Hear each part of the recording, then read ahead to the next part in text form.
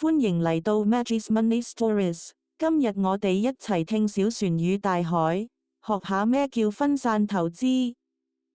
雅雅有10個金色貝殼，佢想送過大海，幫小島學校買書。雅雅話：我要將10個貝殼全部放晒喺最快嘅紅船度，紅船即刻好得戚。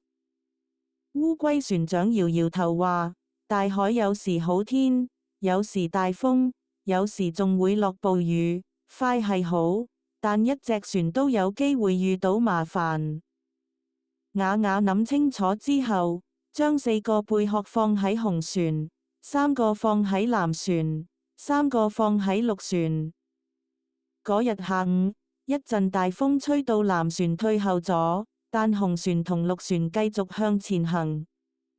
日落嘅時候，7個貝殼安全到咗，藍船遲啲都帶住最後3個貝殼到埋。雅雅笑住話：好彩我唔係淨係用一隻船。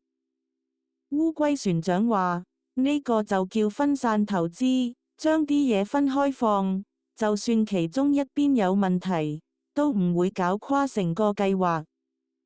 記住，分散投資可以幫我哋減低風險，但唔代表完全冇風險。真正投資有機會賺，亦都有機會蝕，要同可信任嘅大人傾下。